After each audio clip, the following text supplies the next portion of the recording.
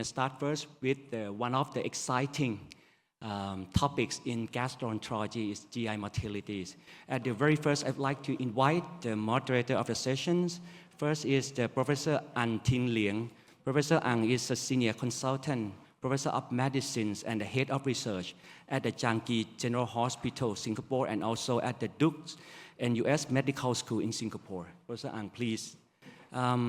Another moderator is a long-term friend, Professor Yoshio Yamaoka. Right now, he's a vice president of the Oita University. He also the chairman of the Department of Environmental Medicine in Oita, and also the professor of medicine in Department of Gastroenterology, Baylor College of Medicine, Texas. So please. Good morning, ladies and gentlemen. It's a pleasure for us to co-chair this session. I'm Ting Leong from Singapore, and beside me is... Okay, I'm Yoshio from Japan. Okay, thank you very much. So we are delighted to have, to kickstart this morning's session, two rising stars from ASEAN in the field of neurogastroenterology.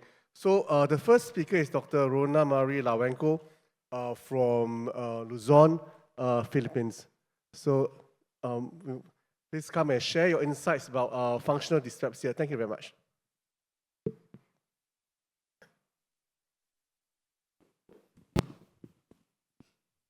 Hi, good morning. So it's a privilege to attend and participate in this Congress for the very first time. So thank you, Dr. Ratha, for your kind invitation. And my talk is on functional dyspepsia. So objective is really to understand the current and emerging concepts in dyspepsia, as well as take a look at the old and new potential therapies. So we know dyspepsia is common from whatever cause, but in 2021, it was found to be seen in about 7% worldwide, more in women and highest in this age group. And in a more recent meta-analysis, prevalence has remained about the same in our region. And interestingly, it has been shown to be decreasing, which may be partly due to the development of more stringent diagnostic criteria. So we know uninvestigated dyspepsia refers to a range of upper GI symptoms, including epigastric pain, burning, early satiety, and postprandial fullness. And traditionally, you want to find out if there is a specific organic or structural cause, including but not limited to the following: H. pylori ulcer malignancy, gallstone, gastroparesis, NSAIDs or medication-induced. And in such, of course, you have to manage disease specifically. But then the Rome-4 came up with this very specific diagnostic criteria for functional dyspepsia, further categorizing patients into your epigastric pain syndrome, predominantly marked by epigastric pain and burning, with supportive findings such as the following. And as well, we have the postprandial distress syndrome, or PDS, which now is the predominant symptom is postprandial fullness or early satiety. And again, with a number of supportive criteria like heartburn coexisting, but it's not really relieved by bowel movement. So for more accurate symptom understanding, here are the exact descriptions for each symptom. For example, postprandial fullness refer to the unpleasant sensation of prolonged persistence of food in the stomach after a meal, which is a mouthful, and the rest here as eloquently described by Professor Tak and Professor Tally in one review article. And although not routinely used, I think the use of pictograms will be making our lives much easier. So it's also quite important to elicit alarm features in dyspepsia, which are signs for urgent endoscopy or assessment, including dysphagia, people aged 55 or older. And in some regions, it's about above 40, while in some, it's more than 60. And of course, GI bleeding, abnormal laboratories, and an abdominal mass all warrant urgent testing. So there have been numerous international and professional organizations with their own consensus statements, and listed here are in order of most recent to until about 10 years ago. And it was an enlightening read coming from different regions and perspectives. And we know that functional dyspepsia is multifactorial, which is just another word for complicated, with some established risk factors, while others remain unclear or evolving, such as the following. And I'll be trying to look at the ones highlighted, including post-infectious, genetic predisposition, dietary triggers, and of course, the role of dysbiosis.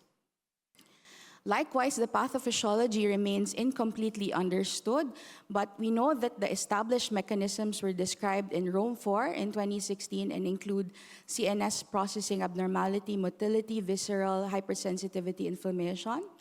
And then fast forward 2020, the Lancet released this diagram, which now included or specifically mentioned gut-brain dysfunction, immune dysfunction, GI sensory and motor dysfunction, and alterations in microbiota. And more recently, Lacey et al. Sort of just included most of the things that have come out in recent data, like stress, psychosocial, inflammation, dysbiosis, and gut sensation abnormalities, and all of which play a role in symptom expression. So I listed here are all mechanisms to date, and we'll just be going through some concepts highlighted in teal on top of those I showed in the risk factors table.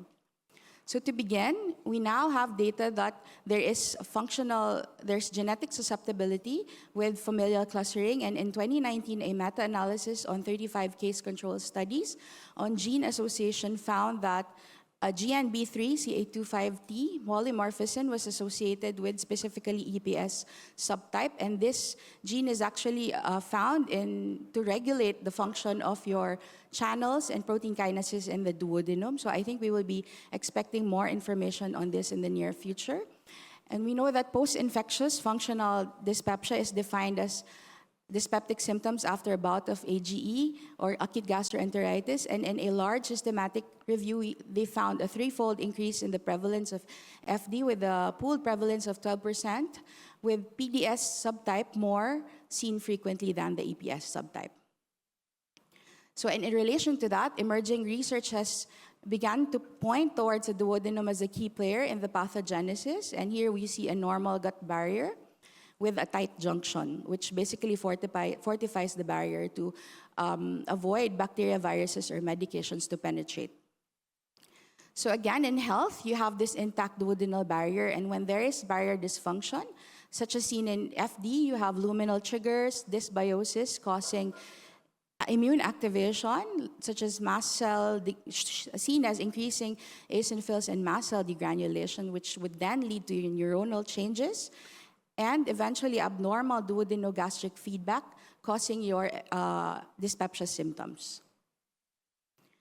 So to elucidate, immune activation was found to be associated with altered neuronal signaling, which is bidirectional, meaning GI symptoms can be triggered when you have a psychologic comorbidity, gut-brain, or symptoms may be produced by psychosocial factors or brain-gut dysfunction.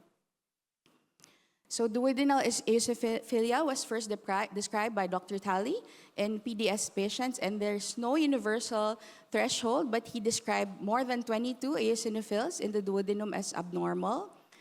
And in 2022, a meta-analysis on several case control studies found that FD patients was indeed increased, eosinophils was increased in your functional dyspepsia patients, as well as the mast cells were also found to be high, but there was considerable heterogeneity and bias. Overall, this meta-analysis does suggest the link between duodenal inflammation and functional dyspepsia.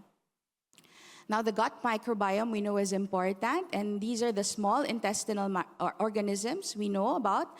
It's dominated by your firmicutes, and dysbiosis is defined as a change in the composition or density and function of these intestinal microbes. And in duodenal dysbiosis, they found that there's a thing called mucosa-associated microbiome, which is different from your luminal microbiome that has a role in duodenal sensory motor function. So meal-related symptoms we now know are common in DGEBI, or disorders of gut-brain interaction, and that there is a temporal relationship between symptoms and meal ingestion, and that specific foods play a role, and even a loss of tolerance of previously tolerated food antigen after a bout of infection has been seen. Also, knowing that eosinophilia is a feature of FD in a subset of patients, there's now the concept that functional dyspepsia and food hypersensitivities are overlapping with shared key effector cells driving your symptoms. Now, overlap syndromes you also know about from the Asia-Pacific 2023 data. We have FD overlapping with GERD in 30% of cases, EPS subtype overlapping with IVS in 30%, and about 50% have PDS subtype overlapping with functional bloating or constipation. Another concept is the link between functional dyspepsia and sleep disturbances, and that this interaction is bidirectional, and it's due to the circadian rhythm affecting neuromodulators leading to dyspeptic symptoms and vice versa, meaning symptoms can keep you up at night. And another concept is the metabolic syndrome link with functional dyspepsia. And the hypothesis is that metabolic disorders and functional dyspepsia have the same associations, and that it can activate neuroendocrine stress axis in the immune system and vice versa. And included here is intestinal dysbiosis that is observed in both conditions. The last emerging topic I'll be sharing is the relationship of functional dyspepsia with gastroparesis, two different disorders that are overlapping. And it was found in 2021 that some patients with abnormal gastric emptying study will change, or that there is the movement, the results are labeled, and there's movement between the two groups that can occur in both directions. And I think there are other things that we could be expecting in the next Rome criteria, such as possibly removing or changing the word functional, incorporating meal-related symptoms, and even defining thresholds for subtypes. For diagnosis, this algorithm in 2012 by the Asian primary care setting, Asian consensus, is still pretty much applicable, although now we have the diagnostic algorithm or positive diagnosis based from symptom-based diagnostic criteria. Although keeping in mind that symptoms alone may not be reliable in differentiating FD from your organic causes. And the British Society of Gastro also emphasized focused history taking to avoid missing clues. We know about testing and treating strategy in Asian guidelines as well as European. All patients should be offered testing for H. pylori and treated if positive. Empiric therapy for patients without H. pylori is also recommended, once daily PPI for 4 to 8 weeks. For baseline laboratories, there's no consensus, but the British Society does mention CBC and possible celiac serology when you have a patient with FD-IBS symptoms. Upper endoscopy, very important. Now, abdominal imaging, it's not routine, but may be considered if you have a patient with pain, weight loss, and over 60. You want to rule out pancreatic and biliary disease. Now, gastric emptying study is not routine in patients with typical symptoms. Now, for management, there's no FDA-approved drug, and most guidelines just use a stepwise approach. And in this article by Holtman and et al., these are 9 management principles in the care of FD patients, which begin with determining goals, establishing diagnosis, and then you go through the medications, which I'll be showing. So we have therapeutic approach, education, dietary, antibiotics, acid suppression, prokinetics, neuromodulators, the best studied, herbal medications, alternative medicine, psychotherapy. These are what are now being offered presently. And now these are the newer or emerging therapies. And also included here, anti-allergy, immunosuppressant, anticholinergic, and probiotics. So I'll go through them very quickly. So of course, we're encouraged to educate their patients about the brain-gut connection and also establish an effective patient-provider relationship. Traditionally, we tell them that there's really no best advice on diet, but you want to tell them low-fat, small meals, avoid coffee, smoking. Alcohol is inconclusive, but I think it's prudent that you can advise as well. And these are the common symptoms or common foods that have been shown to be associated with dyspepsia. Gluten-free as a trigger for dyspepsia symptoms. However, there's still no clear association and we need more data. For FODMAP, same. It increases gas production. We know that it's very effective for IBS patients, but data on functional dyspepsia are still not as robust. H. pylori eradication. This is a 2022 meta-analysis, basically said that it's very beneficial. For proton pump inhibitors, there's a 2022 meta-analysis of patients saying that PPI is more effective than placebo for symptom improvement, and it's more effective in the epigastric pain subgroup. For your H2RAs, it's also an option, but however, the evidence has low quality trials and it's limited by tachyphylaxis. Prokinetics, it targets accommodation of your stomach, delayed gastric emptying, and here are your available prokinetics in the market. And it has been shown to be effective with metoclopramide as the highest efficacy amongst all these. Neuromodulators, again, the best studied, TCAs, amitriptyline, imipramine, and mirtazapine, all beneficial based on this 2020 meta-analysis. And there's an even more recent one, 2024, which basically same results, reduce symptoms using your TCA. Buspirone, candospirone, there's 2 trials, however, very small sample size, but it did say that it has a role in lowering bloating and postprandial fullness. Pregabalin, a second-generation gabapentinoid, also established in neuropathic pain. There's one trial saying that it may be effective for symptom improvement in functional dyspepsia. Traditional herbal medications, the most studied include our Iberogast, peppermint, riconcito, and motilone, which are basically exert their efforts in many aspects like motility and visceral hypersensitivity. So Iberogast found in 3 RCTs to be very beneficial with improvement in GI symptom scores compared to placebo. Peppermint oil and caraway oil together reduce visceral pain, and in 2019 meta-analysis showed that it is beneficial in improving global symptoms. Riconcito also has been shown to be beneficial, as most studies, however, are made in Japan. And this one, motilotone, is available in Korea, so most of the RCTs also came from there, and it did show improvement in dyspepsia. Then acupuncture also has a role with evidence based on several systematic reviews and meta-analysis. Now, psychotherapy, also important, a potential way to treat this disorder of gut-brain interaction using CBT, hypnotherapy, and relaxation, and it is, in a meta-analysis, proven to be beneficial. And now here are the therapies in developing. Seriously, there are a lot more in the market that is being currently researched: rifaximin, antihistamines, PCABs, even honey, ginger capsaicin, yoga, virtual reality. A lot of these are very little information, but has been now looked at. So I think we may need to see more, or at least we will be expecting more data in the coming years. So of worth mentioning is this 2023 Asia-Pacific Guidelines for Managing Functional Dyspepsia Overlap with GERD, IBS, and Constipation, which is available online for your viewing.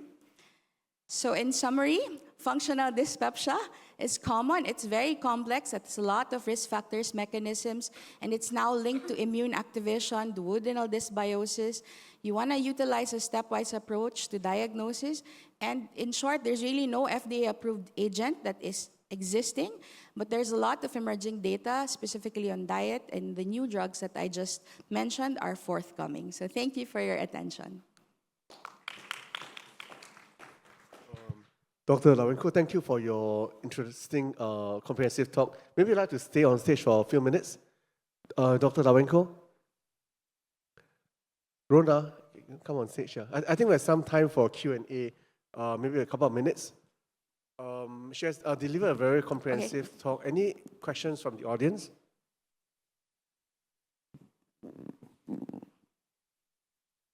Maybe too early for the very comprehensive topic.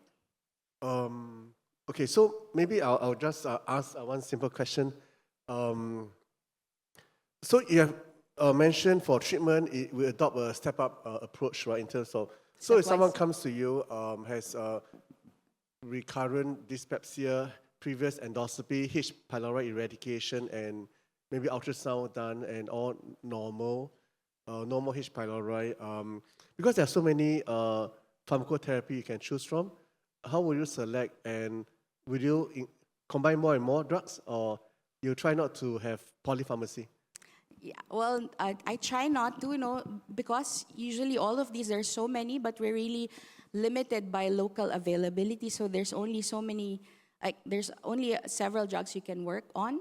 But usually I try to go back to the patient and talk about basically what their symptoms are, what their predominant symptom is, and that try to basically target that concern, whether or not he's tried an acid suppression medication, if he's taken it optimally, as what has been shown by evidence, meaning up to 8 weeks standard, and they have no improvement, then that's the time I would consider. The next thing I would consider would be prokinetics. Although there is no data on combining both, or maybe limited, I would still try. In our setting, it's one of the more available medications we could try.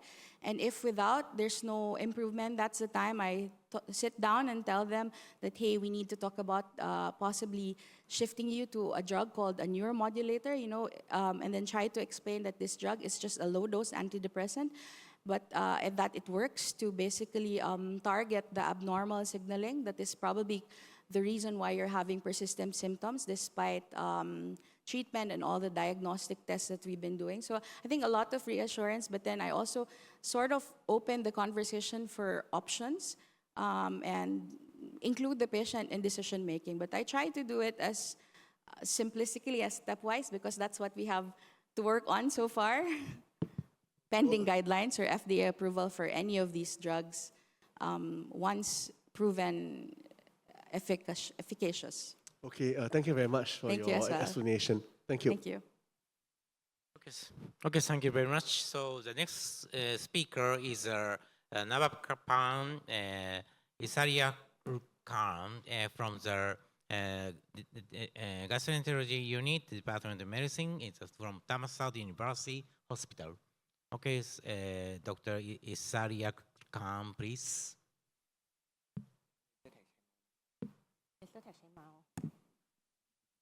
Good morning, everyone. I am Dr. Navapan Issariyakulkarn from Thammasat University, Thailand. It's a pleasure to be here today to talk about a very common but often misunderstood chronic constipation. The title of my talk today is Recent Update on Chronic Constipation. One treatment does not fit all. We will cover the definition, pathophysiology, and many treatment options available, including some of recent updates. Let's start by defining chronic constipation. Using the Rome flow criteria, functional constipation is defined by having two or more of the following: straining, hard stool, incomplete evacuation, and filling of anorectal block.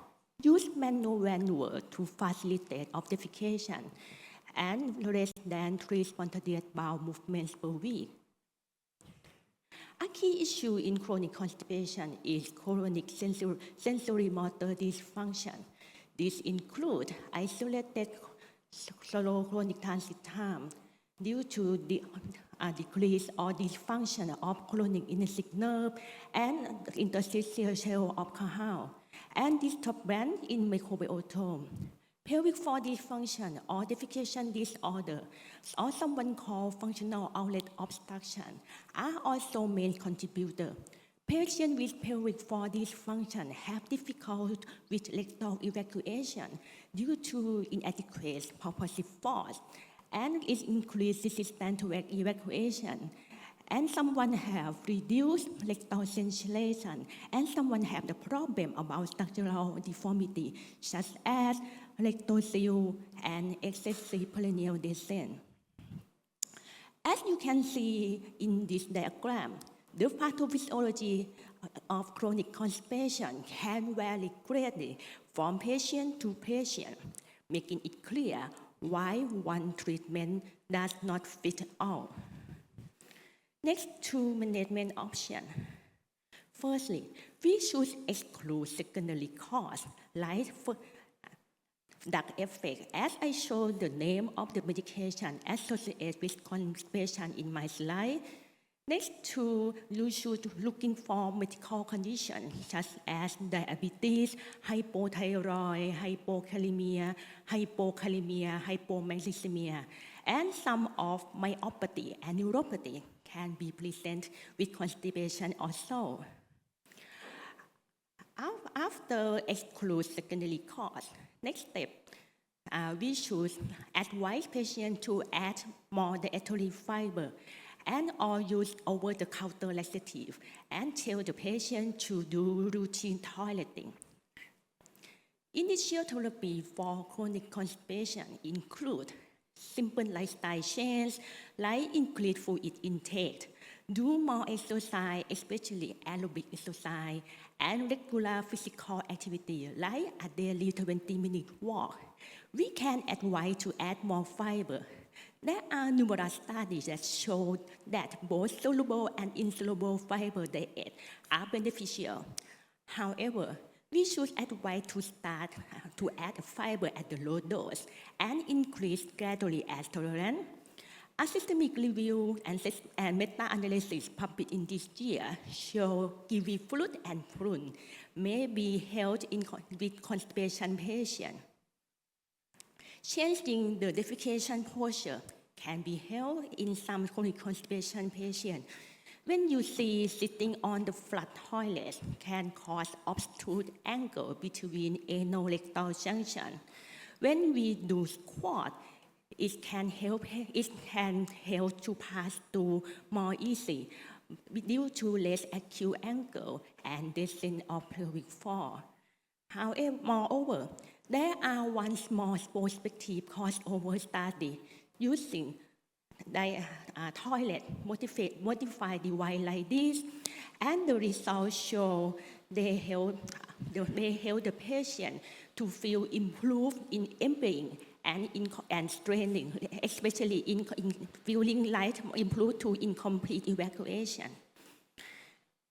In my practice, I usually recommend my patients to do the defecation posture, because when you bend over a knee on the flat toilet, it can reduce obstructed angle and feel more easy to pass the stool out.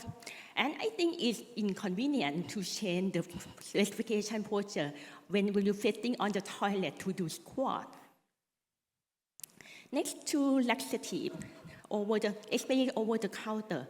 Osmotic laxative is a hypertonic product, extract fluid in the intestinal lumen to softening stool and increase colon cancer, while the mechanism of stimulant laxative act on the intestinal wall and increase the muscle contraction. Polyethylene glycol or PEG have many studies that increase bowel movement without electrolyte imbalance. Magnesium-based products should be careful in the patient with renal impairment. Sodium phosphate-based products should be avoided because they are associated with hyperphosphatemia, hypokalemia, and hypoK, and in fewer than 1 in 1,000, sodium phosphate can cause acute phosphate nephropathy. Non-absorbable carbohydrates such as lactulose can cause bloating from gas production from bacteria. Stimulant laxative should be used in the short term or as rescue therapy, because when you use the long term, it can cause laxative dependency.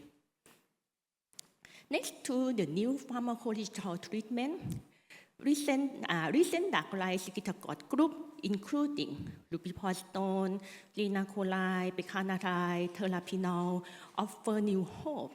These drugs target on fluid secretion and can improve bowel function, particularly in chronic idiopathic constipation and IBS-C.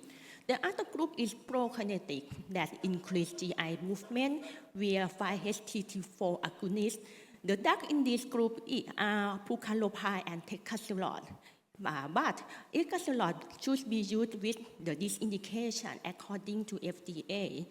And the new group, IBAC inhibitor, that block ileal bile acid transporter in the terminal ileum, that allow bile acid transfer to colon and stimulate GI movement and fluid secretion. The drug in this group is the ilobisibag, that's available in Thailand now.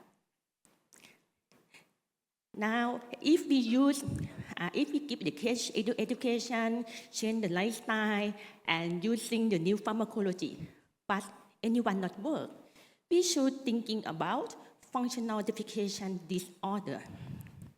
Functional defecation disorder can be diagnosed by using tools like balloon expulsion test, difficography, and anal rectal manometry. These tests help us understand whether the problem lies in inadequate propulsion or inappropriate muscle contraction.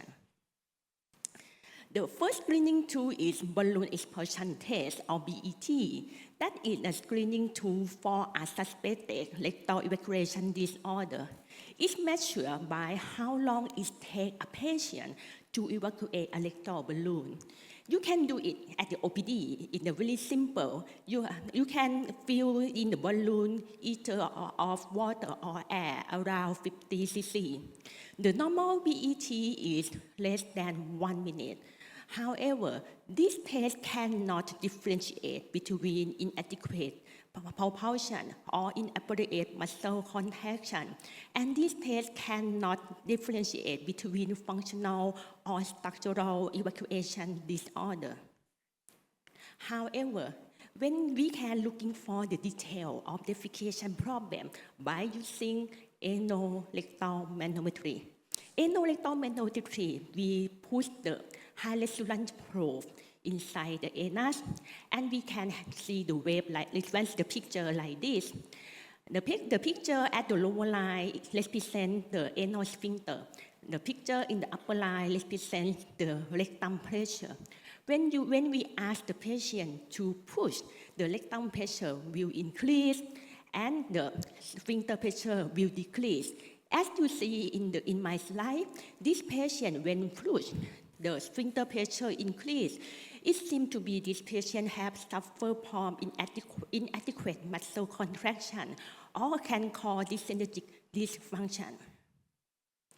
The next test is difficography. Difficography is a dynamic radiologic post-derm image of the rectum and pelvic floor during attempt defecation. It can detect structural abnormalities such as rectal seal, rectal polyp, rectal intersubception, and can assess functional parameters such as rectal and anorectal angle and at rest and at straining. The difficography has the two methods. It can use with fluoroscopy or it can do with magnetic resonance imaging. In my opinion, the very simple way to detect functional defecation disorder is use your digit.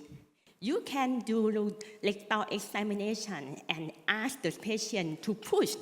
If the patient pushes and you feel like the muscle contract at your finger, it seems to be this patient has a problem about functional defecation disorder. And this test has very high positive predictive value, around 97%. And when you diagnose functional defecation disorder, the treatment of choice is to do pelvic floor biofeedback therapy.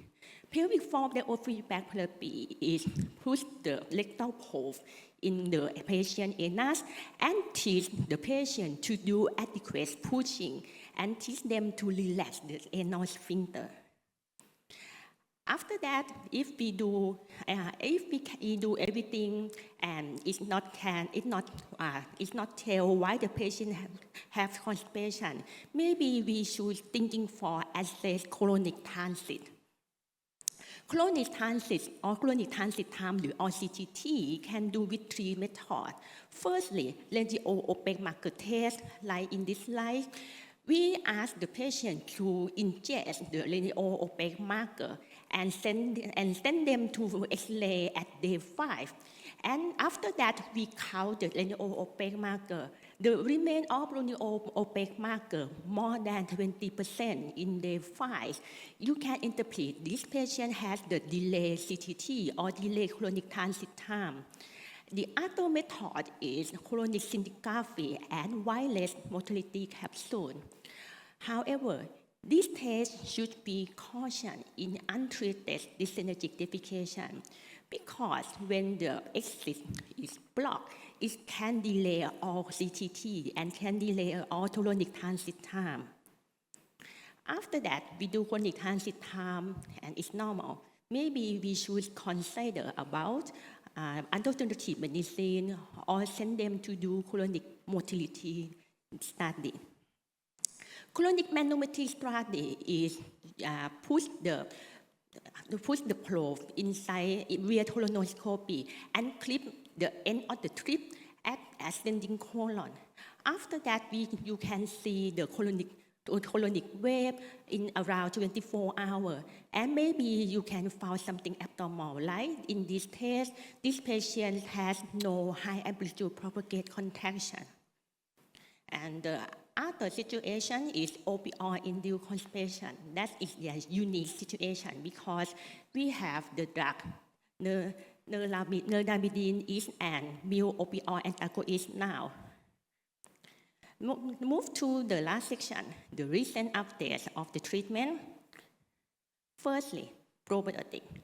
The effect of probiotic on constipation has many studies, such as it can regulate the composition of gut microbiota, or it can increase level of short-chain fatty acids, or some studies show this can reduce inflammation.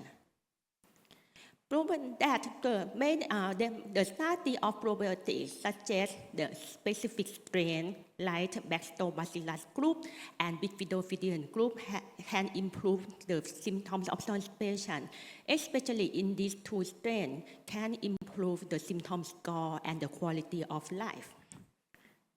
A newer development in treatment in constipation, including vibration capsule. There are systematic review and meta-analysis published in this year, include 4 double-blind RCT say vibration capsule can increase spontaneous bowel movement within last 24 hours with statistical significance. The next device is posterior tibial nerve electrical stimulation. In this systematic review say both percutaneous tibial nerve stimulation and transcutaneous tibial nerve stimulation has emerged a new novel treatment to reduce defecation time and improve constipation problem. The last choice, that is the surgery. 2 popular surgeries are available in chronic constipation that are antegrade continent edema or ACE and total colectomy. The antegrade continent edema or ACE that the surgeon will create appendiostomy or cystectomy through laparoscopy and use the equipment insert like this. This used to periodic emptying the colon through the cycle intestinal water to wash out. This procedure usually do in the children to avoid colostomy or colon resection surgery. That should be reserved for why conservative placement is ineffective. And the last choice, total colectomy. For this is reserved for intractable case where other treatment have failed.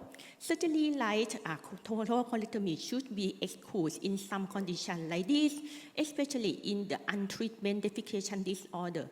Because if you have the problem of defecation disorder, you should treat with pelvic floor biofeedback first. And the last one, take-home point. Chronic constipation is complex with many contributing factors. Treatment should be tailored to the individual, start with the lifestyle change and progressing to pharmacological or surgical options as needed.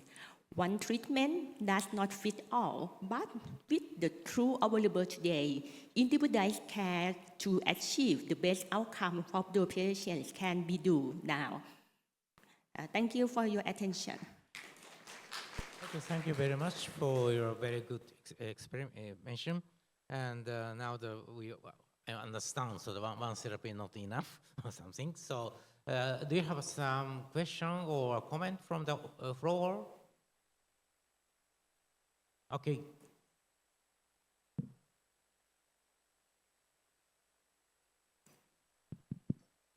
Yeah, morning. Great lecture. Just a simple one. Bloating is very common.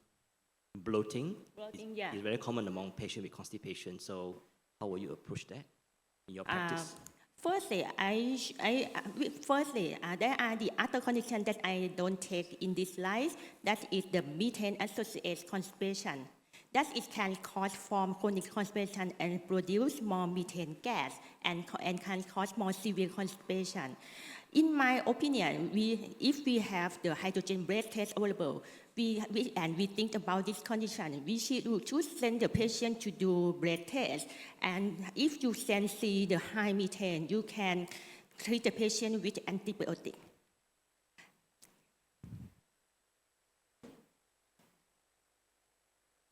So I have a question for Professor Lawenko. So far as you know that the functional dyspepsia is very common in our GI clinics. A lot of patients suffer from these diseases for a long time, sometimes come up with our clinic and never give up. So in the new era of the microbiota treatment, do you have any suggestions to use the postbiotics in combinations with the current medicines for treatment of for these particular patients?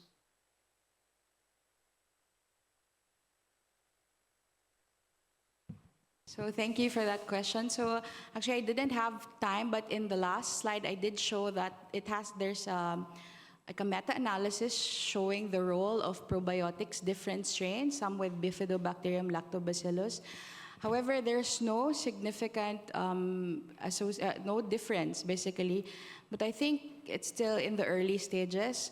But to answer your question, I do offer, but it's not really something that I offer all patients, but I do consider it in the list of the things I may offer a patient, but maybe in a patient with predominant, like with an overlap, like dyspepsia with IBS overlap, then I think these patients I may consider giving the probiotics. But I think we really are waiting for more information, but the fact that there's already a meta-analysis for probiotics in this disorder, I think maybe in the next few years, I'll be able to say yes or no.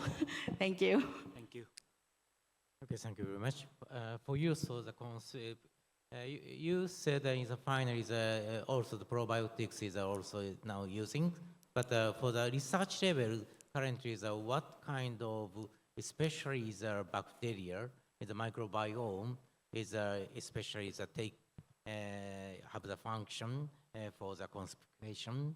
So do you have some study about some microbiome study? What kind of microbiome, what kind of bacteria in the intestine cause some constipation?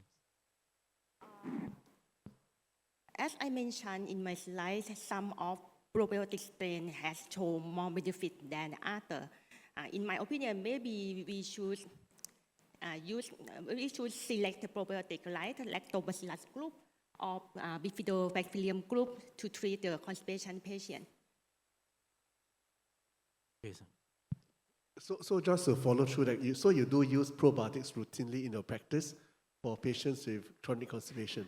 In my practice, I will ask my patient, if you have more money, maybe you can try probiotic. Maybe one or two months, and because the specific, because I think the difference, the effect of probiotic is very vary.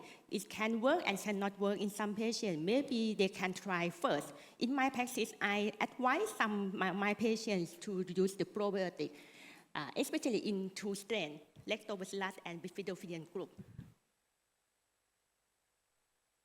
Okay, thank you very much. So no more questions. So thank you very much for the two very interesting and very exciting presentation. Okay, thank you. So this section is closed now.